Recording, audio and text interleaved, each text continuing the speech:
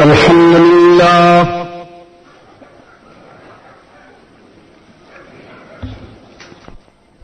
على من لا نبي بعده عليه وأصحابه الذين أوفوا عهده الذين هم مفاتيح الرحمة ومصابيح الغرر.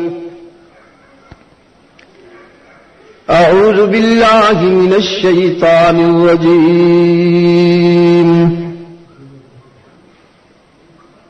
بسم الله الرحمن الرحيم.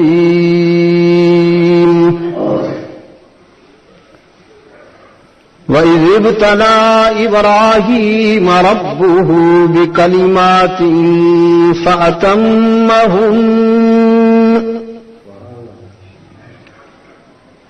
قال إني جاعلك للناس إماما قال ومن ذريتي قال لا ينال عهد الظالمين.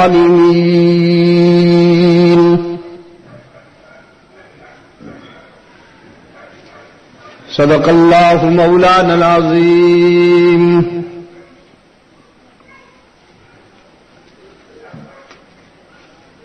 صدر اجلاس، محترم بزرگوں اور عزیز دوستوں،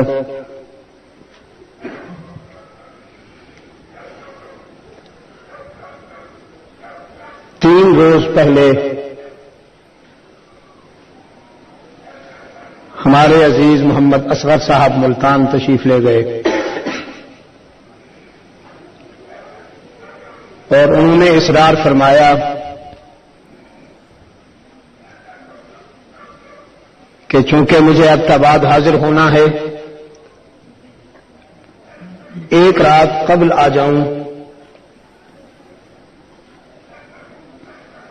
یہاں کے دوستوں کا تقاضا تھا وہ پورا ہو جائے۔ مجھے ہزارہ میں آتے ہوئے دعوت و تبلیغ کی نسبت سے 25 سال کے قریب ہو رہا ہے۔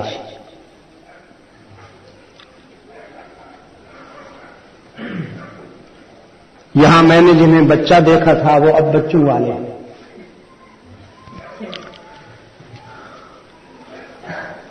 انہیں بھی یاد ہوگا، مجھے بھی اسی طرح کچھ یاد آتا ہے کہ اور تو کوئی خاص بات ہمارے ساتھ شاید وابستہ نہیں، لیکن عموماً جب میں یہاں اس علاقے میں حاضر ہوتا ہوں تو بارش ہمارا استقبال کرتی ہے۔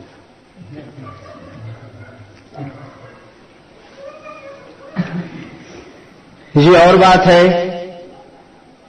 کہ باہر سے آنے والے احباب کے راستے مسدود ہو جاتے ہیں، حاضری محدود ہو جاتی، تاہم بارش جو ہے اللہ کی رحمت ہے۔ اور یہ بڑا بلیغ کنایہ ہے اس بات کی طرف کہ اللہ کے ہم ناچیز بندے جب جمع ہونے کو ارادہ کرتے ہیں تو اس کی رحمت متوجہ ہو جاتی ہے۔ چنانچہ آج بھی یہی ہوا اور آپ کے پروگرام کی جوانی موسم کی نظر ہو گئی۔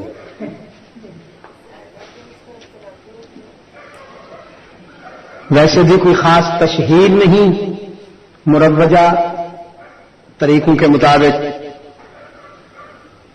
ایک دن کے اعلان پر دوستوں نے جمع ہونا تھا اور پھر بارش، اور وہ بھی خاصی تیز اور تند۔ جب بادل برسے ہیں تو قرآن کی بارش بھی ہوگی۔ میں کبھی اس کے فضل و کرم کے ساتھ سامعین کو تھوڑا پا کر بات کو تھوڑا نہیں کرتا، بات میں نے پوری کرنی ہے۔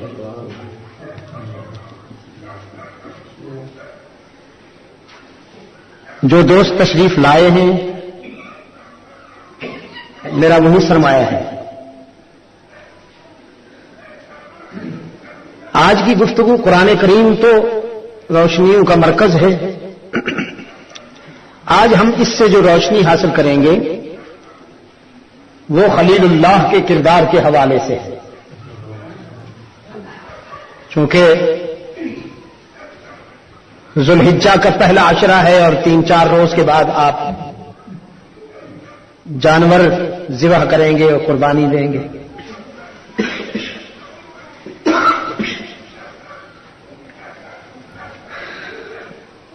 اصل میں جانوروں کا ذبح کرنا ہمارا یہ ظاہری عمل ہے جس کی روح یہ ہے.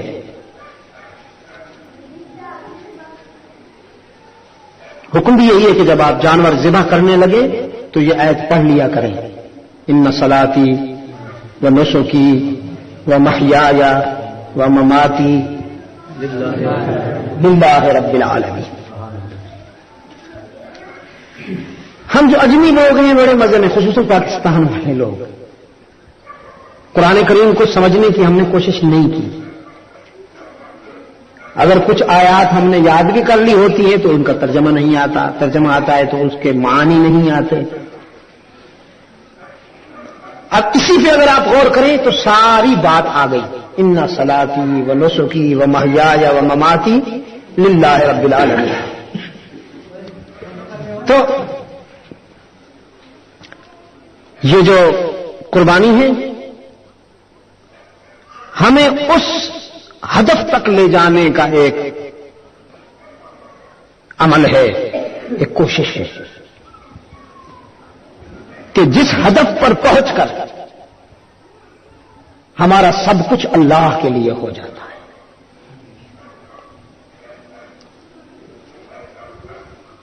ہم اس کی خوشی پر اپنی ساری خوشیاں قربان کرنے کا فیصلہ کر لیتے ہیں. ہم اس کی چاہت پر اپنی ساری چاہتیں قربان کرنے کا فیصلہ کر لیتے ہیں. یہ ایک طرح کی ایک ریہرسل ہے، ایک مشق ہے.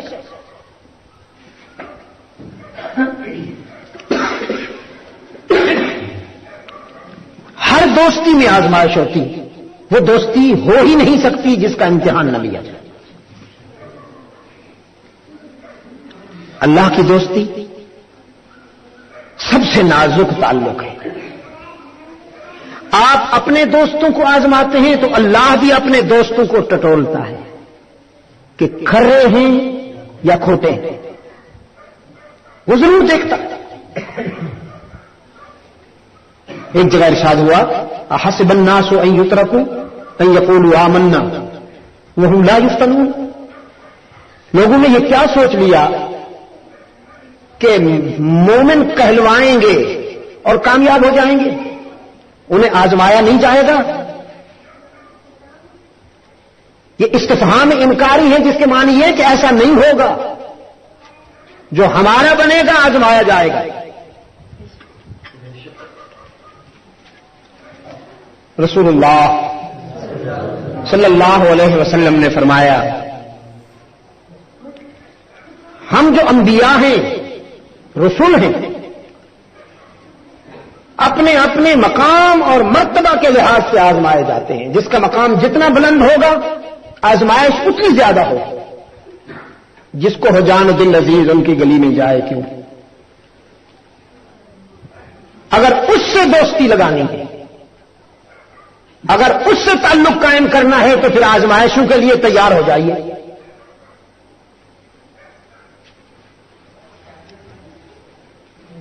سیدنا ابراہیم جو ہمارے روحانی باپ ہیں، ملت ابراہیمی کی جد امجد ہیں،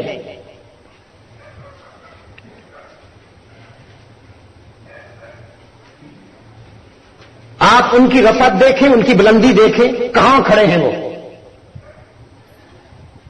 لیکن جن مرحلوں سے گزری ہے ان کی دوستی، اللہ سے تعلق ان کا جن مرحلوں سے گزرا ہے، جن پروسیس سے گزرا ہے، اگر ان پہ آپ غور فرمائیں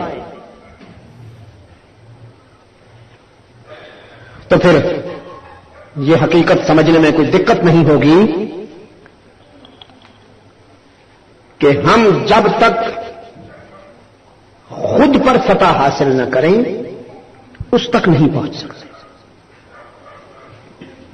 سونے کو سونا بننے کے لیے، ثابت ہونے کے لیے کہ وہ سونا ہے، بھٹی سے گزرنا ضروری. یہ جو سونا آپ لیے ہوتے ہیں، زیور بنتا ہے جس کا، اس طرح نہیں ملتا ہے. ہم تو سمجھے تھے نا جی کہ شاید اس کے پہاڑ ہوتے ہیں، یہ اسی طرح بنا بنایا سونا ہوتا ہے تو وہ اٹھا کے لے آتے ہوں گے. جب میں نے وہاں اس کے مائنز دیکھے، وہاں جا کے سونے کی کانیں دیکھی تو پتا چلا کہ یہ تو مٹی کے اندر چھوٹے چھوٹے ذرے ہوتے ہیں. جیسے ریت کے ذرے چمکتے ہیں اسی طرح یہ بھی اس کے اندر ذرے ہوتے ہیں. وہ پوری مٹی لے لیتے ہیں، ڈھیر لگ جاتا ہے، پھر اس کو مختلف مرحلوں سے گزارنا پڑتا ہے. پھر ان مختلف مرحلوں سے گزرنے کے بعد وہ لیبارٹری میں پہنچتی ہے، پھر وہ آگ کی بھٹیوں سے گزرتا ہے، تب جا کے اتنے بڑے ڈھیر سے اتنا سا سونا نکلتا. اتنا اونچا ڈھیر ہوتا ہے کہ دور سے وہ پہاڑ نظر آتا ہے تو اس میں سے پھر وہ اتنا سا سونا نکلتا. افریقہ میں گیا ہوں، وہاں انہوں نے کئی کانیں اس لیے بند کر لی کہ انکم سے کاسٹ زیادہ تھی، لیبر زیادہ تھی، یعنی اس کو نکالنے کے لیے اس پر جو محنت کرنا پڑتی تھی، مزدوروں کو جو معاوضہ دینا پڑتا تھا وہ زیادہ تھا، لاگت آمدن سے زیادہ تھی، تو اس لیے انہوں نے وہ کانیں جو تھی، وہ مائنز جو تھی، کلوز کر بند کر دی. سونا کو سونا ثابت کرنے کے لیے بھٹی سے گزرنا پڑتا ہے. یہ ہے سونے کی بات جو ایک دھات ہے، جمادات میں سے ایک چیز ہے. تو ایک دھات کو سچا ثابت کرنے کے لیے جب بھٹی سے گزرنا ضروری ہے تو انسان کو سچا ثابت ہونے کے لیے بھٹی سے گزرنا کیوں نہیں پڑے گا؟ اس کے لیے بھی فطری پروسیس ہیں، نیچرل پروسیس جن سے گزرنا ضروری ہے. نظام فطرت ہے، یہ نظام قدرت ہے کہ ان سے گزارا جائے گا. خلیل اللہ کو دیکھیے، ان کی زندگی کے مختلف مرحلوں پر نظر ڈالیے، شعور میں قدم رکھتے ہیں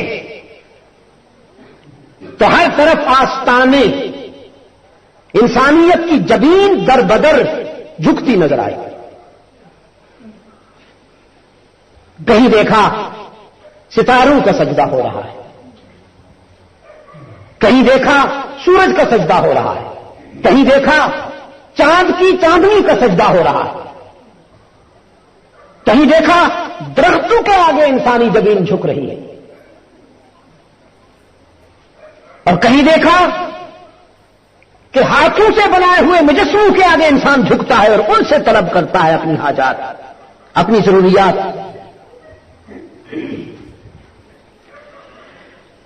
اور آزمائش یہ کہ اس سلسلے کا سرپرست خود ان کا والد ہے، خود ان کا باپ ہے.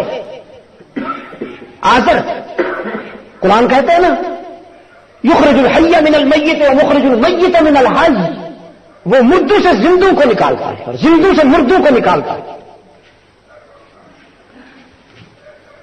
کچھ حضرات نے اس سلسلے میں جو توجیہ کی ہے یا تفسیر بیان کی وہ یہ کہ زندہ مرغی سے مردہ انڈا اور مردہ انڈے سے زندہ چوزا نکلتا ہے، یہ یخرج الحی من المیت کا مفہوم.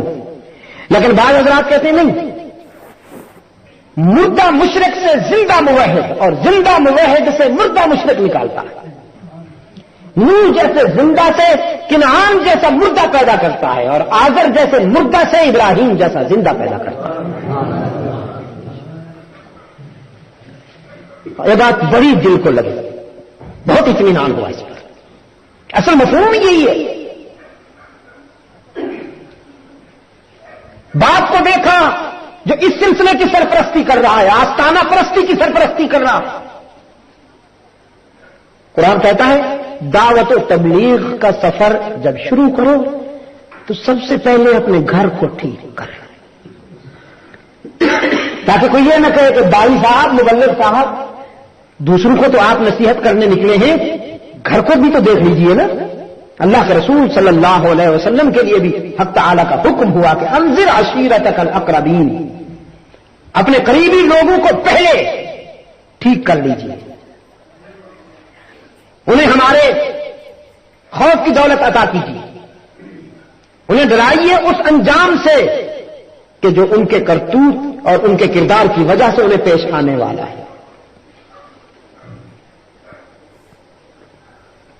سیدنا ابراہیم علیہ السلام نے بھی دعوت و تبلیغ کا آغاز گھر سے کیا، اپنے باپ کو خطاب کیا،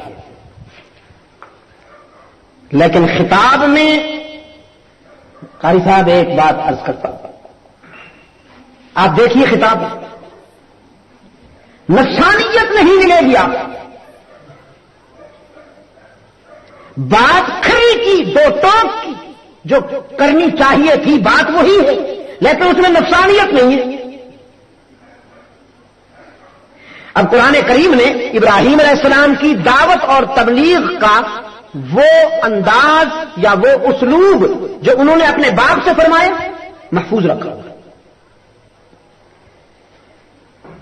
فرمایا اذ قال لأبيه يا أبت لم تعبد ما لا يسمع ولا يبصر ولا يغني عنك شيئا۔ اذ قال لأبيه یا مشرک نہیں، حالانکہ وہ مشرک تھا۔ یاد رکھنا میری اس بات کو، اگر آپ کسی بیمار کو بھی کہیں نا اور بیمار کا بچہ بیمار، تو وہ بیمار ہونے کے باوجود یہ برداشت نہیں کرتا کہ مجھے کوئی بیمار کہے۔ اچھے ڈاکٹر جو ہوتے ہیں جب تشخیص کرنے کے بعد سمجھ لیتے ہیں کہ اس کو فلاں بیماری ہے تو اس کو نہیں بتاتے، اس کے جو ساتھ ہوتے ہیں لوگ ان کو علیحدہ لے جا کے بتاتے ہیں کہ اس کو فلاں بیماری ہے، کوشش کرو کہ اس کو پتہ نہ چلے، ہم علاج کریں گے۔ یہی ہوتا ہے نا حکیم صاحب، اگر آپ کسی کینسر کے بیمار کو کہہ دیں کہ کینسر کا بیمار ہے تو وہ مرنے سے پہلے مر جائے گا اور آپ کو کچھ سنا بھی دے گا، خیر سے ایسے نہیں مرے گا۔ اگر آپ اس کو چھیڑیں گے، اگر آپ طنز میں اس کو کہیں گے کہ تو کینسر کا بیمار ہے، تو وہ مرنے سے پہلے کچھ سنا کے بھی جائے گا آپ۔ اسلام دین فطرت۔ دیکھیے میرے عزیز دوستو، نفس تو اس پہ خوش ہوتا ہے نا کہ آپ اپنے مخالف کی پگڑی اچھالیں، اس کی کھال اتاریں، اس کو دو چار سنائیں، اس سے نفسانی تسکین ہوتی ہے نا۔ لیکن اسلام دین فطرت ہے، اسلام دین نفسانیت نہیں ہے، اسلام دین انسانیت ہے، اسلام دین حیوانیت و نفسانیت نہیں ہے، دین انسانیت ہے۔ اسلام کہتا ہے بیماری کا علاج کیجیے، بیمار کو مت چھیڑیے۔ اسلام تو کہتا ہے مخاطب فرعون ہی کا چاہے کیوں نہ ہو، لیکن اس کی عزت نفس پر حملہ مت کرو۔ اگر آپ نے اس کی عزت نفس پہ حملہ کیا تو پھر اصلاح نہیں ہوگی، پھر چھیڑخانی شروع ہو جائے گی۔ آپ اس کو گالیاں دیں وہ آپ کو گالیاں دے گا، آپ اس کو چھیڑیں وہ آپ کو چھیڑے گا۔ اس دور میں اس کا نام رکھا گیا ہے جرأت، جہاد، گالیاں دینے کا نام۔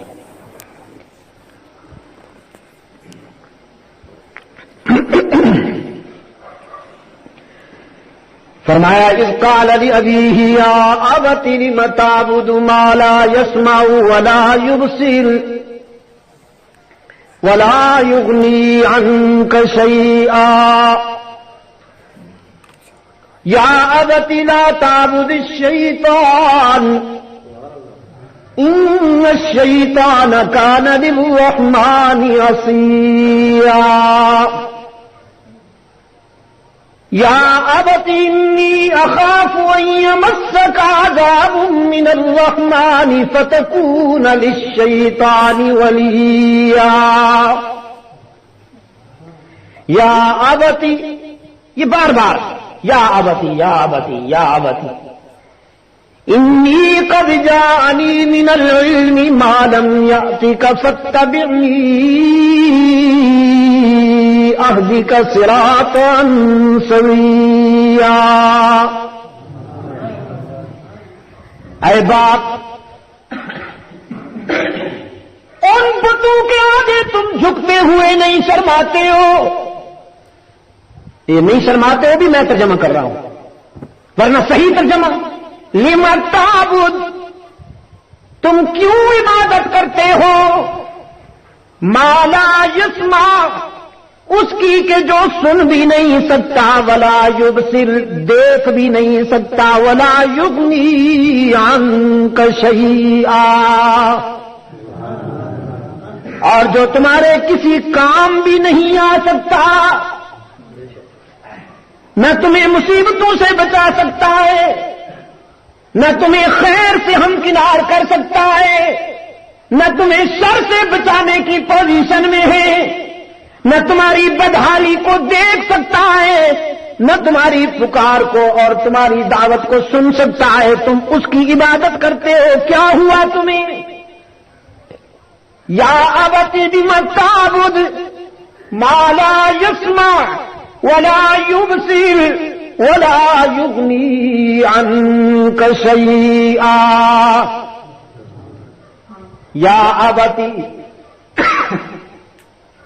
اے باپ، لا تعبد الشیطان، شیطان کی اطاعت نہ کر، شیطان کے بتائے ہوئے راستے پر نہ چل، وہ تو کھلا دشمن ہے تمہارا. اے باپ، میں آفاقی علم کا حامل ہوں، میں رب العالمین کا پیغام لایا ہوں، میں رشد و ہدایت کے اجالوں کا نقیب ہوں، میں ہدایت کا امین ہوں. بیٹا ہونے کے باوجود اس قابل ہوں کہ تو میری اتباع کرے، باپ ہونے کے باوجود تو میرا مقتدی بنے، بیٹا ہونے کے باوجود میں اس قابل ہوں کہ میں تیرا امام بنوں. فاتبعنی اہدک صراطا سویا. تو آؤ میرے پیچھے، میرے پیچھے آؤ، میں تمہیں سیدھی راہ پہ لگا دوں. یہ صراط سویہ وہی صراط مستقیم ہے.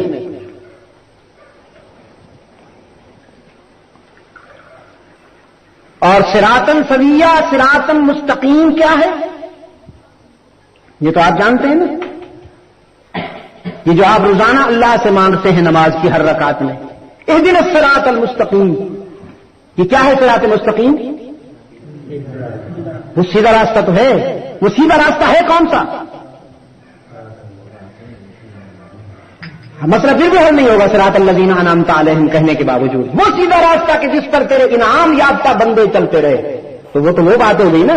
تیرے انعام یافتہ بندے جس راستے پر چلتے رہے، ہمیں وہی سیدھا راستہ دے دے. تو وہ سیدھا راستہ ہے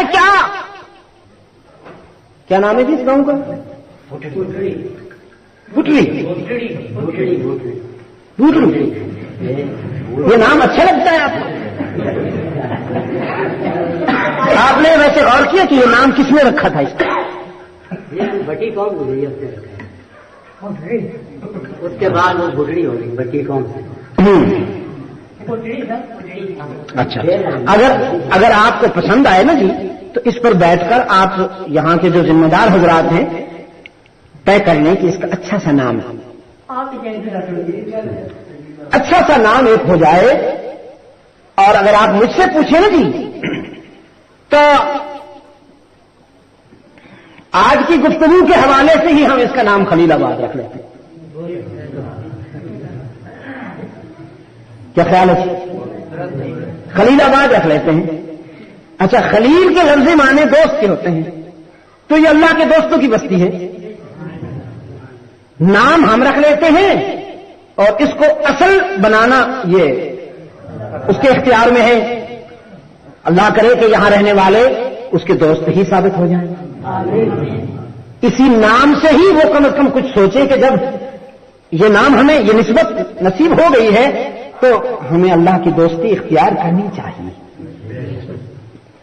اگر آپ کو پسند آئے تو اسی کو اپنا لیجئے.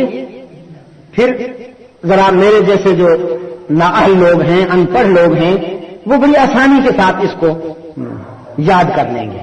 ورنہ جو آپ نے پہلا نام بتایا وہ پھر مجھے اس وقت یاد نہیں آ رہا.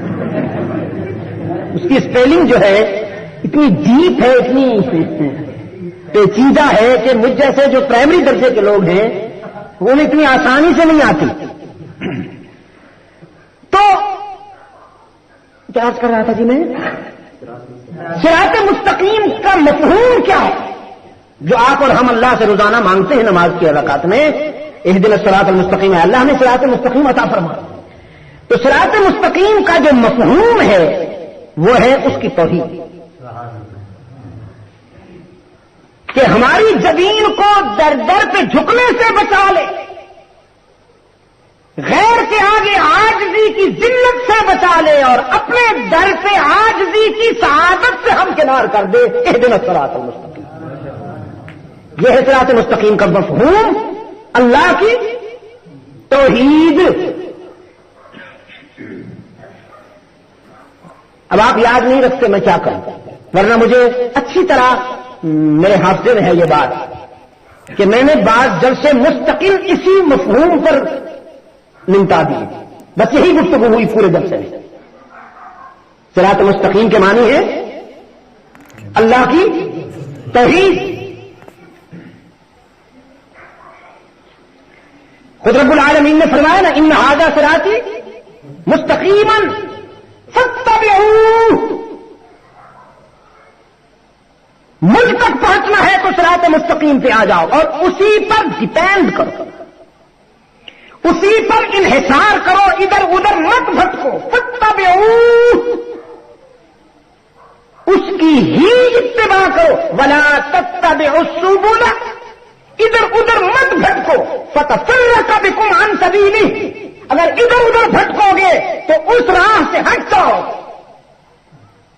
ان ھذا صراطی مستقیما, مجھ تک پہنچنا چاہتے ہو تو صراط مستقیم پہ آ جاؤ. اور اللہ کے رسول نے کیا فرمایا؟ فرمایا ان اللہ ربی و ربکم فاعبدوہ. رب العالمین نے کیا فرمایا؟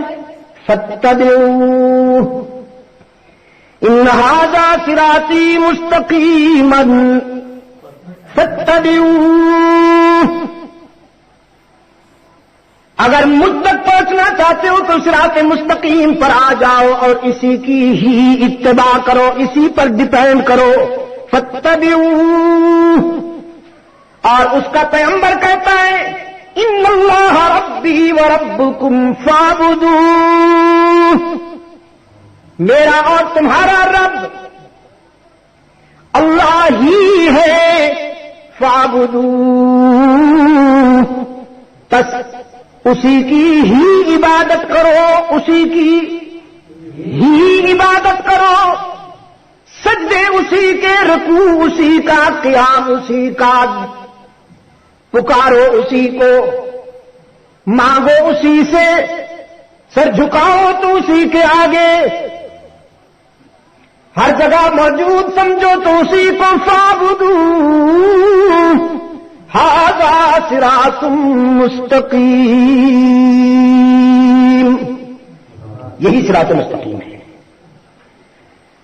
تو فاعبدوہ توحید. سورہ یاسین میں رب العالمین نے فرمایا وامتازوا اليوم ایھا المجرمون.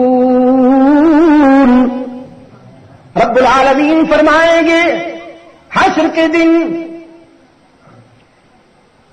آج ذرا تقسیم ہو جائے, وفادار ایک طرف ہو جائے, غدار ایک طرف. آج ذرا تقسیم ہو جائے, نمک حلال ایک طرف, نمک حرام ایک طرف.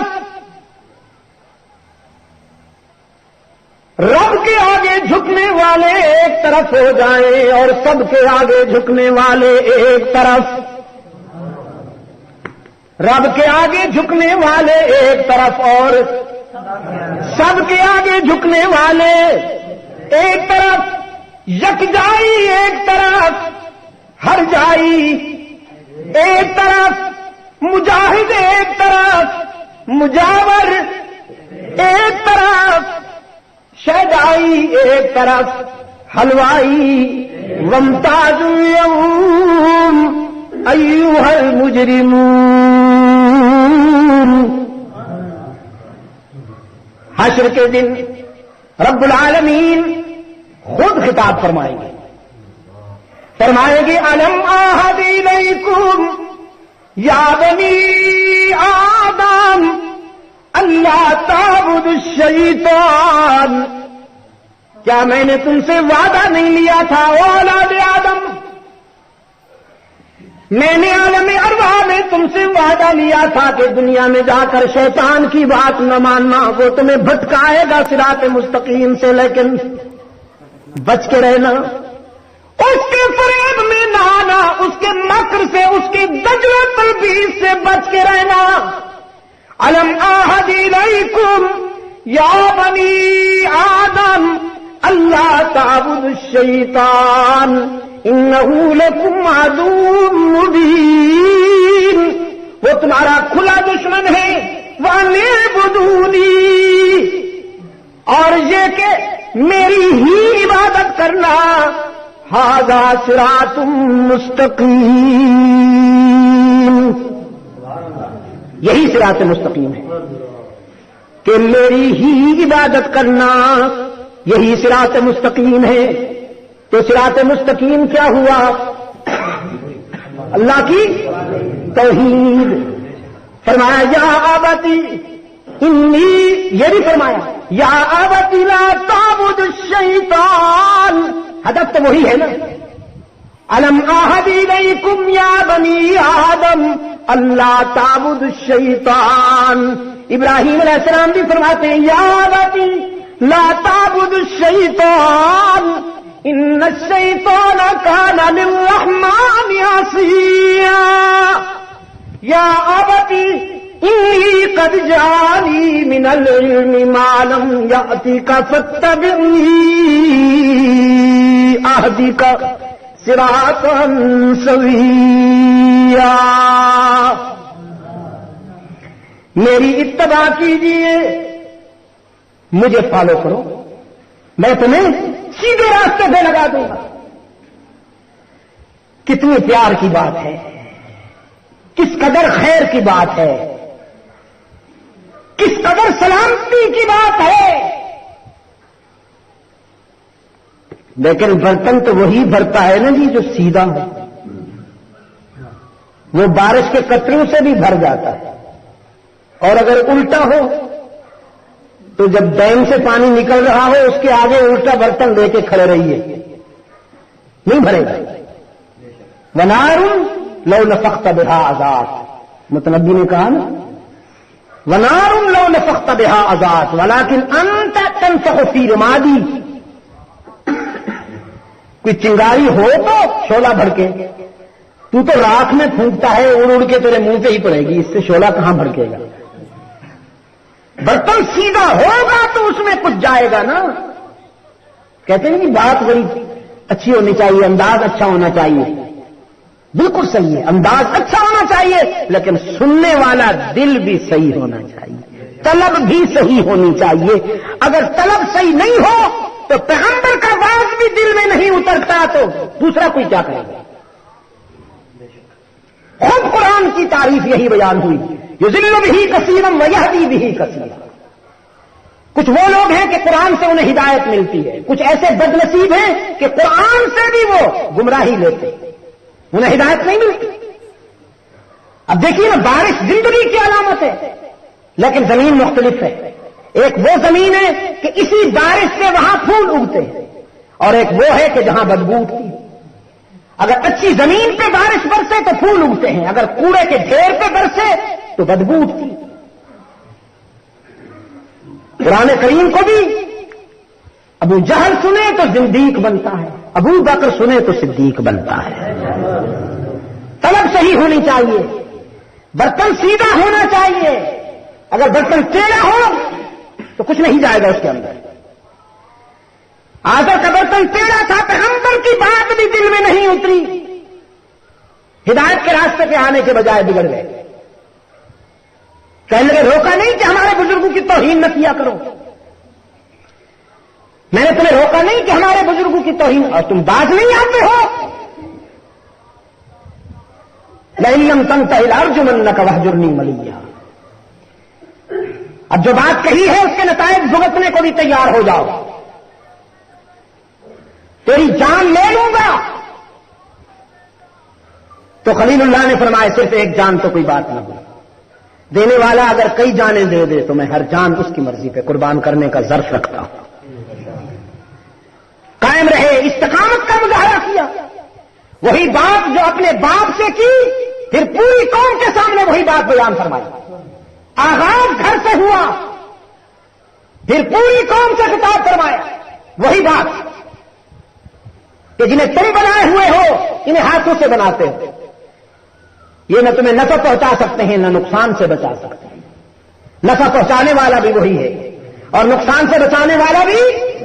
يَمْسَسْكَ اللَّهُ بِضُرٍّ فَلَا كَاشِفَ لَهُ إِلَّا هُوَ وَإِن يُرِدْكَ بِخَيْرٍ فَلَا رَادَّ لِفَضْلِهِ۔ پیغمبر اگر تیرا رب تجھے خیر سے ہمکنار کرنا چاہے تو کوئی تجھے محروم نہیں رکھ سکتا، اور اگر وہ تجھے آزمانا چاہے تو کوئی بچا نہیں سکتا۔ باپ کو بھی یہی بات کہی، قوم کو بھی یہی بات کہی، لیکن جب انہوں نے نہیں مانا تو پھر آزمائش ایک اور انداز میں آئی کہ انہوں نے شعلے بھڑکائے، یہ بتانے کے لیے کہ ہمارے بت تیرے رب سے زیادہ قوت والے ہیں، ہم اپنے بتوں سے مدد مانگتے ہیں اور ان کی مدد سے ہم شعلے بھڑکاتے ہیں اور تجھے ڈالتے ہیں، دیکھتے ہیں تیرا اکیلا رب تجھے کیسے بچاتا ہے۔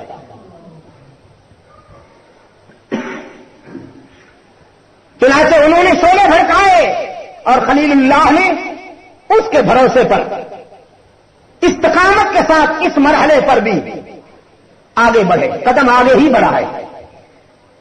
یہ اس کی مرضی کے شعلے گلزار بن گئے، یہ اس کی مرضی کے انگارے پھول بن گئے، لیکن خلیل تو کود گئے نا۔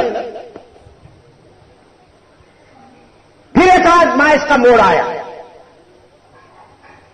کہ وطن چھوڑنے کا حکم ہوا رب العالمین کی طرف سے، خلیل چھوڑ دو بابن، جاؤ شام کی ایک بستی ہے وہاں حرام۔ الہ العالمین اکیلا جاؤں؟ فرمایا نہیں، بیوی کو ساتھ لے جا سکتے۔ تو یہ جائیداد، یہ ملکیتیں، یہ برادری، یہ خاندان، یہ سب رب العالمین نے فرمایا ان سب کو چھوڑ دو، بیوی کو ساتھ لو اور میرے بھروسے پر جاؤ، شام کی بستی ہے ایک حرام، وہاں جاؤ، ہم تمہیں نئی دنیا عطا کریں گے۔ ہجرت فرمائی، شام میں آئے، وہ اکلوتا فرزند کہ جس کو مانگنے کے لیے رات کی تنہائی میں روتے تھے، داڑھی آنسو سے تر ہو جاتی تھی، اسی فرزند کے لیے رب العالمین کی طرف سے حکم آیا کہ اب اسے اور اس کی ماں کو ویرانے میں بٹھا، جنگل میں بٹھا کے آ جاؤ۔ الہ العالمین، لوگ تو اپنے گھروں کو تنہا نہیں چھوڑتے، اور مجھے یہ حکم ہے کہ میں اپنی بیوی اور بچے کو ویرانے میں بٹھاؤں؟ کیوں؟ مگر کیوں پیغمبر نہیں کہا کرتے دوستوں؟ کیوں فلسفی کہا کرتے ہیں جنہیں ضرورت سے زیادہ عقل مل جاتی ہے نا، ضرورت سے زیادہ عقل، ہر چیز کی ایک حد ہوتی ہے نا جی، حد تک ہو تو غنیمت ہے، اور جب حد سے بڑھ جائے تو پھر وہ زحمت بن جاتی ہے۔ وہ کہتے ہیں کیوں؟ ہم تو وہ بات مانیں گے جو عقل میں آئے گی۔ پیغمبر یہ کبھی نہیں کہتا کہ کیوں، اللہ کی طرف سے حکم آیا، بچے کو اٹھایا اور بیوی کو ساتھ لیا ویرانے میں۔ رحمت عالم صلی اللہ علیہ وسلم نے فرمایا، ویرانے میں جب میری دادی کو بٹھا کے ابراہیم علیہ السلام بیٹا ان کے سپرد کر کے جانے لگے تو سیدہ ہاجرہ نے فرمایا، خلیل بیٹا تو میرا معصوم ہے، مجھ سے ہی کوئی خطا ہوئی ہوگی، تو ذرا بتا کے جائیے تاکہ اللہ سے معافی مانگتی رہے۔ رحمت عالم صلی اللہ علیہ وسلم نے فرمایا اس مرحلے پر ابراہیم علیہ السلام نے سکوت اختیار فرما لیا کہ منزل عشق پہ کوئی لفظ ایسا نہ نکل جائے جو امتثال امر الہی میں خلل واقع کرے، سکوت اختیار فرمایا۔ سید حاجرہ نے پھر پوچھا ابراہیم کس جرم کی پاداش میں چھوڑ کے جاتے ہو؟ نہیں بولے، پھر بھی سکوت اختیار فرمایا۔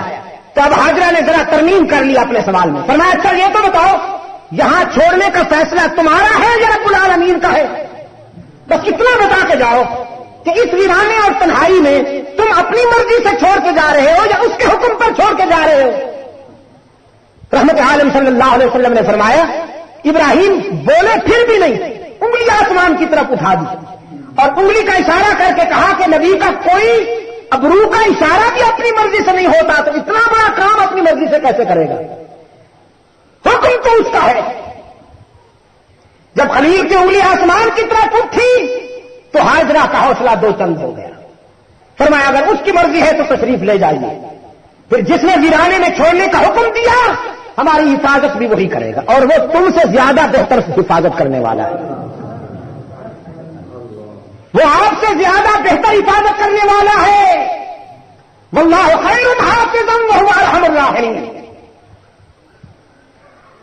جناب ابراہیم علیہ السلام چلے اور سیدہ حاجرہ سوچنے لگی ویرانہ ہے، تنہائی ہے، تاحد نظر ویرانہ۔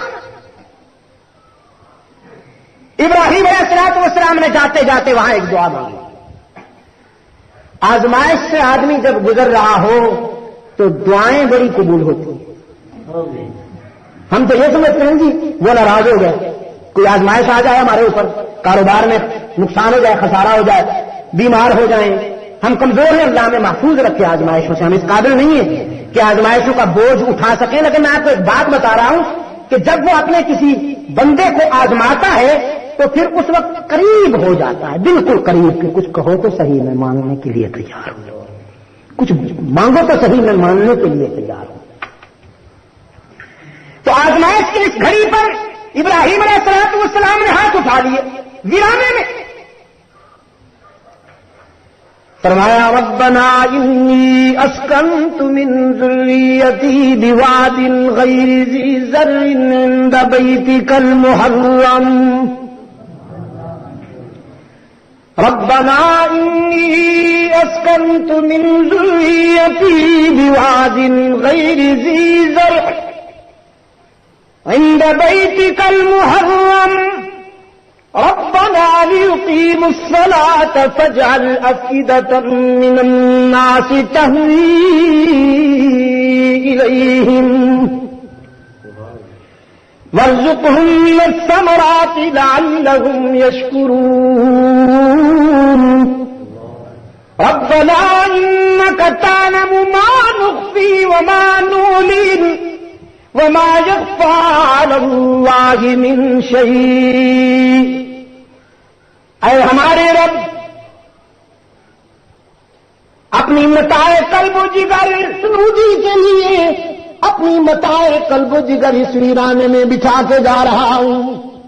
الہ العالمین میں تو انہیں تنہا چھوڑ کے جا رہا ہوں، فجعل افئدۃ من الناس تہوی الیہم، تو اپنے بندوں کے دلوں کو ادھر متوجہ کر دے۔ میں انہیں تنہا چھوڑ کے جا رہا ہوں، الہ العالمین تو انہیں تنہا نہ چھوڑ دینا، اپنے بندوں کے دلوں کو ادھر متوجہ کر دے اور رزق کے معاملے میں بھی ان کا کفیل بن جا، انہیں رزق بھی عطا کر۔ رحمت عالم صلی اللہ علیہ وسلم نے فرمایا میرے دادا نے اللہ سے جب رزق مانگا تو ثمرات طلب کیے، فروٹ مانگے، پھل مانگے، یہ نہیں کہ بس دال ساگ ہی ان کو کھلا دیا۔ وارزقہم من الثمرات، اے میرے رب انہیں رزق بھی عطا کر ثمرات سے۔ فطرت حیران تھی کہ ابراہیم کہاں کھڑا ہے اور کیا مانگتا ہے؟ کھڑا اس جگہ کیا ہے کہ جس کے سینے میں پانی نہیں، صدیاں گزر جانے کے باوجود اس ترقی یافتہ دور میں بھی کوئی مشینری اس جگہ سے آج تک پانی نکال نہیں پائی. ایک ایسی سنگلاخ دھرتی، ایک ایسا ویرانہ. صدر اگر ٹائم دیکھے تو باقی کیا کریں گے. ایک ایسا ویرانہ کہ جس کے سینے میں پانی مفقود، تاحد نظر ویرانہ، سبزہ نظر نہیں آتا. فطرت حیران ہے ابراہیم کہاں کھڑا ہے اور مانگتا کیا ہے. من الثمرات، پھل چاہیے رب العالمین اپنے بچوں کے لیے، اپنی اولاد کے لیے، اپنے بیٹوں کے لیے تجھ سے پھل مانگتا ہوں.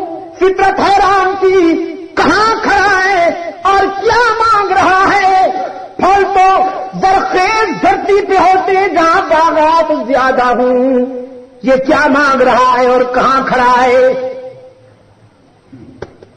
لیکن ضمیر نے کہا یہ مت دیکھو کہاں کھڑا ہے اور کیا مانگتا ہے، یہ دیکھو کہ کون ہے اور کس سے مانگتا ہے.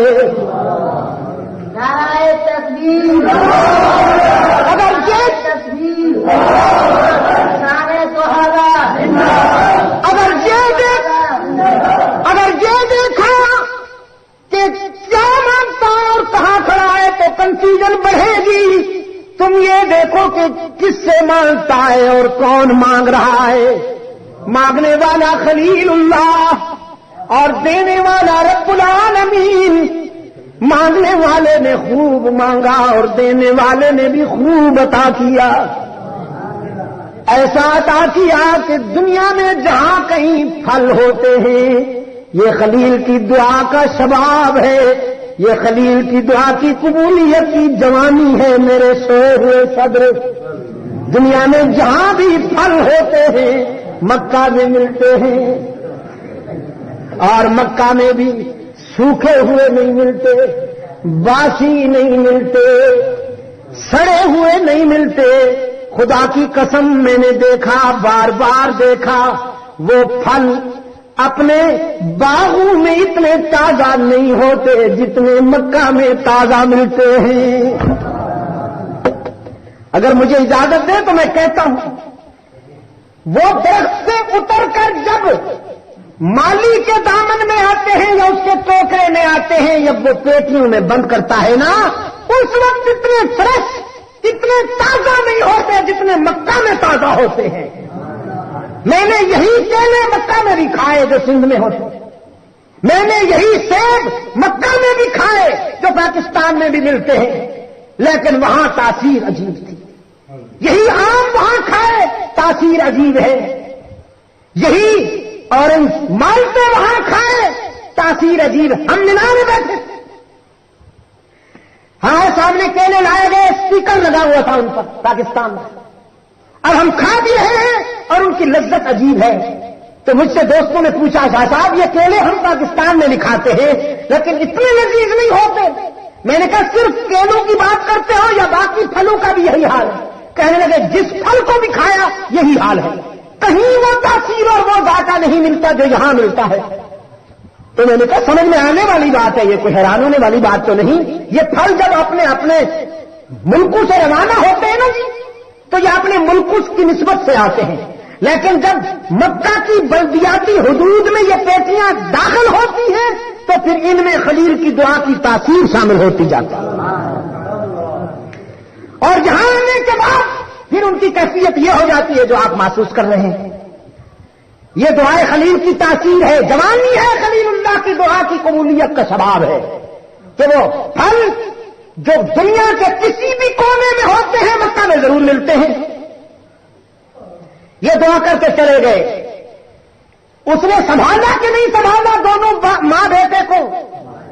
خلیل سنبھال چھوڑ کے چلے گئے. اور رب العالمین نے کیسے سنبھالا کہ ہاجرہ پانی کی تلاش میں دوڑتی ہے تو وہ ادائیں تاریخ کا نقش بن جاتا ہے.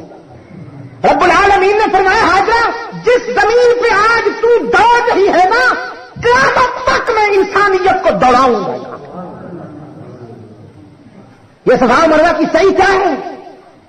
یہی تو ہے نا. بعض ادائیں اللہ کو ایسی پسند آ جاتی ہیں کہ وہ انہیں امر کر دیتا ہے قیامت تک کے لیے. سیدہ حاجرہ کا بے قراری کے ساتھ دوڑنا صفا سے مروہ اور مروہ سے صفا تک اللہ کو ایسا پسند آ گیا کہ حجاج حضرات جو وہاں جاتے ہیں ان سے پوچھیے اللہ آپ کو بھی وہ منظر دکھائے. اور جناب ادھر سیدنا اسماعیل جنہیں پانی کی ضرورت تھی. اب پانی پہنچانا تھا نا جی تو تھوڑی دیر کے لیے بھی پہنچایا جا سکتا تھا. وہ کسی آدمی کو بھیج دیتا جس کے پاس پانی کا مشکیزہ ہوتا, وہ لا کے یہاں پلا دیتا یا وہ مشکیزہ چھوڑ دیتا. بارش برسا دیتا. ہاں جی, جو نشیبی مقامات تھے وہ بھر جاتے, کئی دنوں تک پینے کے لیے چلتا, پھر اور بارش آ جاتی. لیکن اس کا اپنا نظام ہے کہ ایڑی کی ضرب سے چشمہ پھوٹا. ایڑی کی ضرب سے اسماعیل کی چشمہ پھوٹا, اور اس جوش کے ساتھ اس قدر پریشر تھا اس پانی میں کہ سیدہ حاجرہ دوڑتی ہوئی آئیں اور آتے اور اس پانی کے ارد گرد وہ بنا دی دیوار, نہیں کہوں گا اسے, وہاں اسے روکنے کے لیے وہ اسے محدود کر دیے اور کہا زمزم کے معنی ہے سٹاپ, رک جا. رحمت عالم صلی اللہ علیہ وسلم نے بڑے خاص کیفیت اور جذب سے فرمایا. میری دادی نے اسے زمزم کر کے روکا. اگر اسے وہ محدود نہ کرتی اور زمزم کہہ کے نہ روکتی تو نہ معلوم وہ پانی کہاں پہنچتا. تو پانی تو وہ کہاں پہنچا, اپنی روانی سے نہیں, حجاج کے ڈبو کے ذریعے ہی پہنچا. کوئی حاجی حج کے لیے جائے اور زمزم لے کے نہ آئے تو اس کی خیر نہیں ہوتی. دنیا کے ہر کونے میں وہ پانی پہنچتا. میں نے کہا صاحب بعض ایسا ہوا نا جی کہ عمرے کے لیے یہاں سے گیا تو وہاں سے پھر مجھے امریکہ جانا پڑا, کینیڈا جانا پڑا, یا انگلینڈ جانا پڑا, یا افریقہ جانا پڑا. تو یہاں سے تو پی آئی اے سے, وہاں سے پھر جو ان ممالک کی ایئر لائنز ہوتی ہیں ان سے مجھے سفر کرنا پڑتا ہے. تو زمزم کے جو ڈبے ہیں وہ جتنے بھی بڑے ہیں, چاہے وہ 25 کلو کا ہو یا وہ 30 کلو کا ہو, وہ غیر مسلم ممالک کے جو جہاز ہوتے ہیں نا جی, ان کی جو ایئر لائنز ہیں وہ بھی انہیں وزن نہیں کرتے. حالانکہ جو اکانومی کا مسافر وزن ساتھ لے جا سکتا ہے وہ 20 کلو ہونا چاہیے, 20 کلو سے زیادہ نہیں ہونا چاہیے. تو ہمارے تو 20 کلو وہی زمزم کا ڈبہ ہوتا ہے, پھر سوٹ کیس بھی ہوتا ہے, تو وہ سوٹ کیس کو تو وزن کرتے ہیں. زمزم کے ڈبے کو وہ بھی برٹش ایئر ویز والے ہیں یا ایئر فرانس والے ہیں یا ایئر کینیڈا والے ہیں, وہ بھی اسے وزن نہیں کرتے. اب ان کے دل میں یہ بات کس نے ڈالی ہے کہ اس کو وزن کے بغیر جانے دو تاکہ یہ پہنچے جہاں انسان رہتے ہیں وہاں تک یہ پہنچے, اس کی مرضی ہے نا. تو دل میں ہر ایک کے اس نے یہ بات ڈالی. ہاں, ابراہیم علیہ السلام سے فرمایا نا اذن فی الناس بالحج, آپ اعلان کیجئے کہ لوگ بیت اللہ کی زیارت کے لیے آئیں. الہ العالمین, میرے پاس کوئی ریڈیو کا وہ ٹرانسمیٹر تو نہیں ہے نا جی کہ میں وہاں بیٹھ کے اعلان کر دوں. میرے پاس کوئی ٹی وی کا سسٹم تو نہیں ہے کہ میں وہاں بیٹھ کے اعلان کر دوں اور ساری دنیا سن لے. رب العالمین نے فرمایا جتنی آواز ہے اتنی آواز تم نکالو, دنیا کے کونے کونے میں اسے ہم پہنچائیں گے. آپ نے دیکھا کہ دنیا کس طرح پہنچتی ہے وہاں. وہ زمزم کا چشمہ نکلا اور اس کے حوالے سے آبادی شروع ہو گئی. لوگ دور دور سے چل کے آتے ہیں اور سیدہ حاجرہ سے وہاں شہری حقوق کی سند لیتے ہیں اور جھونپڑیاں بناتے جاتے ہیں, مکان بناتے جاتے ہیں.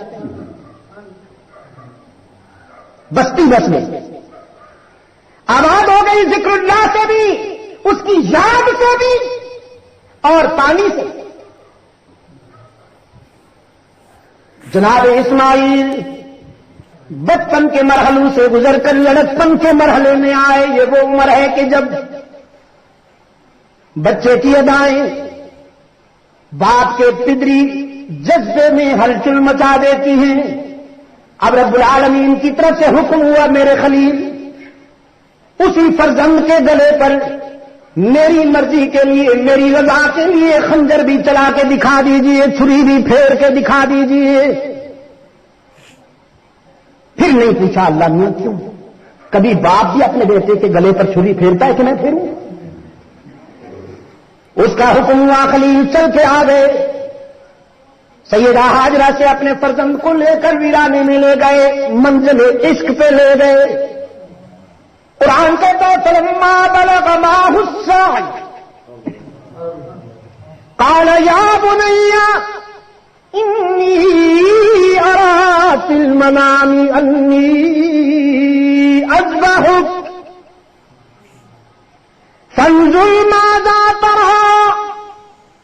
جب دونوں منزل عشق پہ پہنچے ہیں تو ابراہیم نے اپنے بیٹے سے خطاب کرتے ہوئے فرمایا، لختے جگر میں نے خواب میں دیکھا ہے کہ تیرے گلے پہ خنجر چلا رہا ہوں، چھری میری ہے، گلا تیرا ہے، اور حکم پروردگار عالم کا، حکم رب العالمین کا، فانظر ماذا ترى، اپنے دل کی کتاب سے میرے اس خواب کی تعبیر بتائیے۔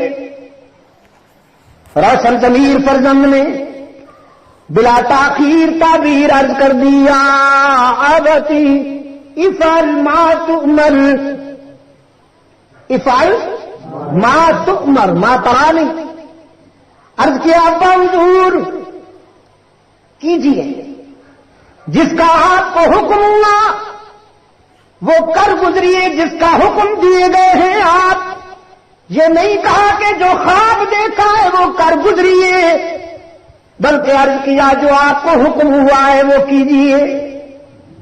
یہ ہے وہ فراست، یہ ہے وہ روشن ضمیری جس کے متعلق اقبال کہتا ہے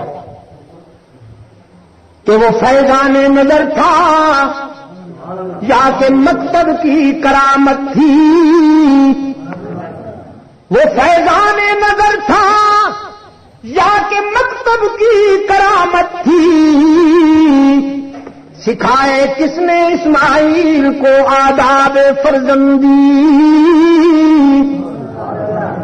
یا ابت افعل ما تؤمر، اسماعیل کے ضمیر نے انہیں بتایا کہ پیغمبر کا خواب بھی اللہ کا حکم ہوا کرتا ہے، عرض کیا جو حکم دیے گئے ہیں وہ کیجیے۔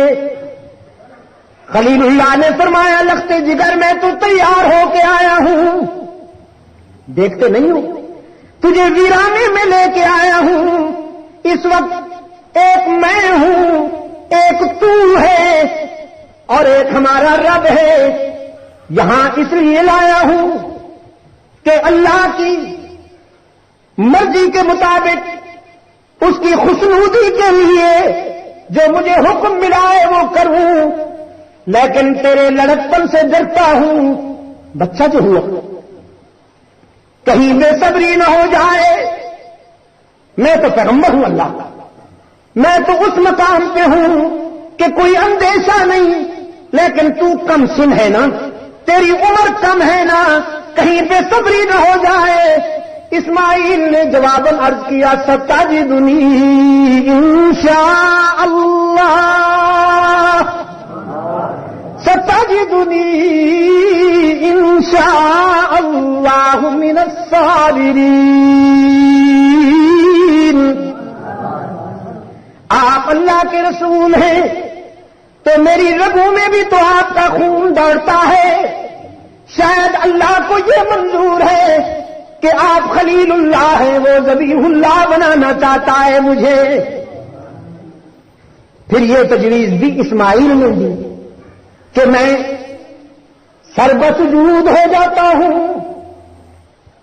میں ماتھا زمین پہ رکھ دیتا ہوں، آپ آنکھوں پہ پٹی باندھ لیجئے، اس لیے کہ یہ دونوں نگاہیں بڑی نازک ہیں، باپ کا چہرہ بھی اور بیٹے کا چہرہ بھی، یہ دو نگاہوں کا ملاپ کہیں ہمیں اس امتحان میں کامیابی سے دور نہ کر دے۔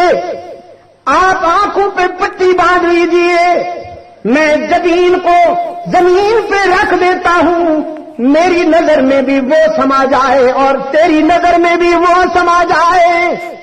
قرآن کہتا ہے فلما اسلما وتلہ للجبین، دونوں تیار ہو گئے، دونوں تیار ہو گئے. کس مقصد کے لیے؟ ابراہیم ذبح کرنے کے لیے اور اسماعیل ذبح ہونے کے لیے، یہ گردن جھکانے کے لیے، وہ چھری چلانے کے لیے دونوں تیار ہو گئے. رب العالمین نے فرمایا وَفَدَيْنَاهُ بِالذِّبْحِ الْعَظِيمِ، مگر ہم نے یہ گلا نہیں کٹنے دیا، ہم نے اس کی جگہ دوسرا گلا پیش کر دیا، جانور پیش کر دیا، دمبا پیش کر دیا. چھری تو چلی، گلا تو کٹا، لیکن یہ گلا نہیں، متبادل گلا کٹ گیا. ابراہیم علیہ السلام کے ہاتھوں پر گرم گرم خون آیا، دل میں خوشی ہوئے کہ میں اپنے مقصد میں کامیاب ہو گیا ہوں، میرے بیٹے کا گلا کٹ گیا ہے، وہی خون میرے ہاتھوں پہ لگا. قرآن کہتا ہے نادیناہ ان یا ابراہیم، پٹی کھلنے سے پہلے ہاتھوں پہ خون آیا، اوپر سے خون آیا. قد صدقت الرؤیا، آپ نے اپنا خواب سچا کر کے دکھا دیا. اب یقین ہو گیا ابراہیم کو کہ میرے بیٹے کی قربانی قبول ہو گئی، گلا کٹ گیا ہے اس لیے کہ ہاتھوں پہ خون لگا، اوپر سے خون آ گیا. پٹی کھولی تو منظر عجیب ہے، دمبا تڑپ رہا ہے اور اسماعیل سامنے کھڑا مسکرا رہا ہے. فہم میں تلاطم پیدا ہوا، سوچ میں مد و جزر آیا، فکر میں زیرو بم آیا کہ یہ کیا ہوا. رب العالمین نے فرمایا انا کذالک نجزی المحسنین. یہ حیران ہونے کی بات نہیں، یہ تو صلہ وفا ہے. حیران ہونے کی بات نہیں، یہ تو صلہ وفا ہے. اسماعیل کا کام تھا گردن جھکانا، تیرا کام تھا خنجر چلانا.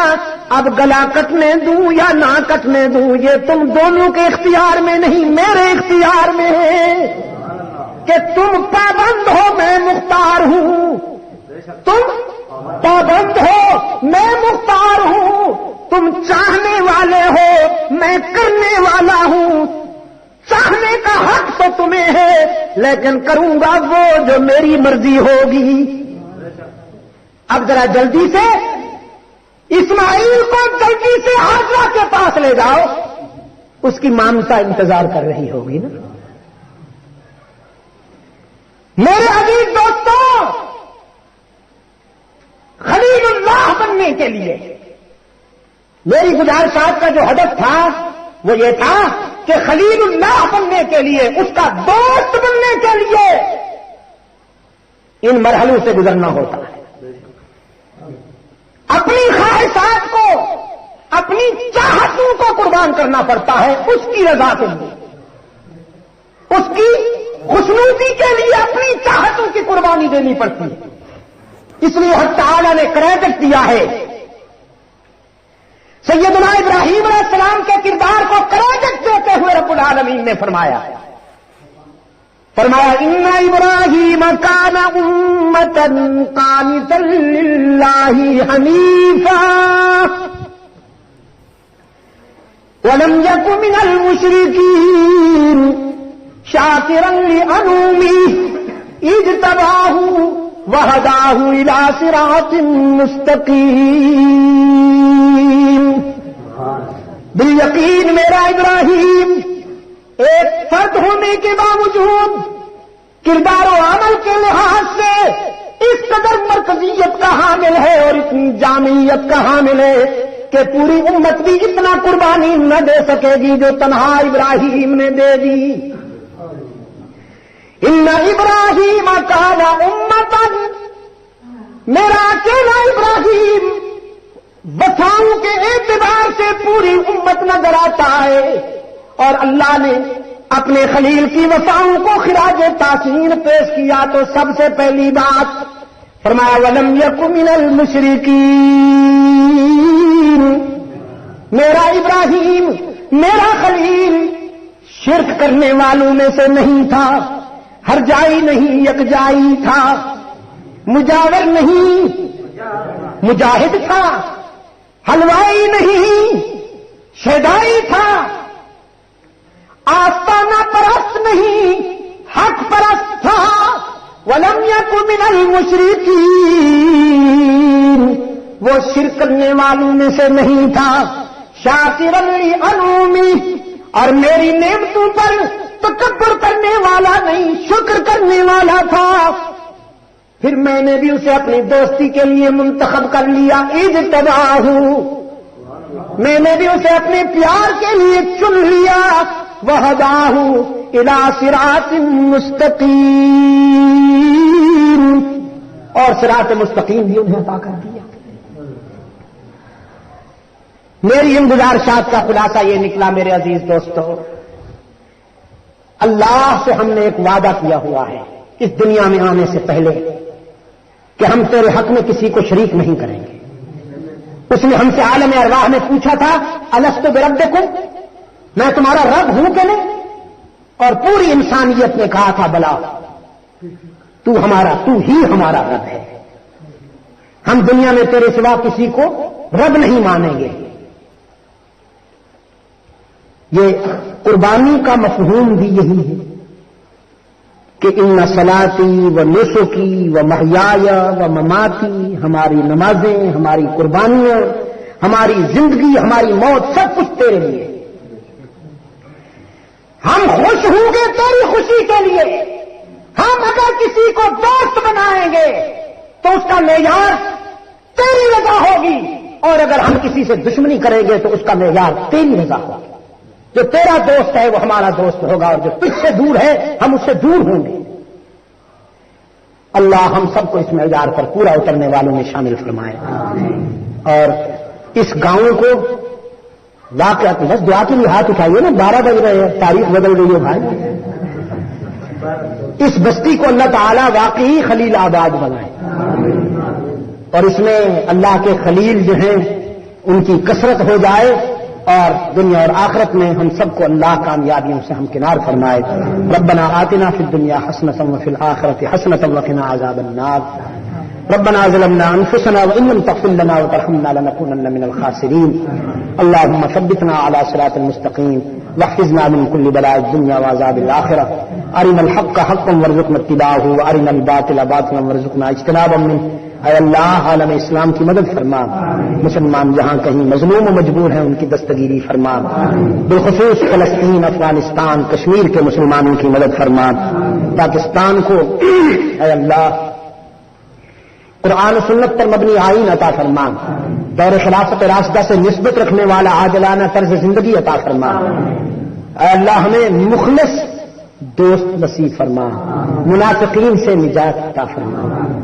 جن کے قول و عمل میں تضاد ہو اے اللہ ہمیں ان سے نجات عطا فرما. ہم دعا کرتے ہیں تمام روحانی جسمانی بیماروں کو اللہ شفائے عاجلہ عطا فرمائے. جو ہمارے بزرگ، جو ہمارے بھائی اس دنیا سے چلے گئے ہیں اللہ انہیں اپنی جوار رحمت میں جگہ عطا فرمائے.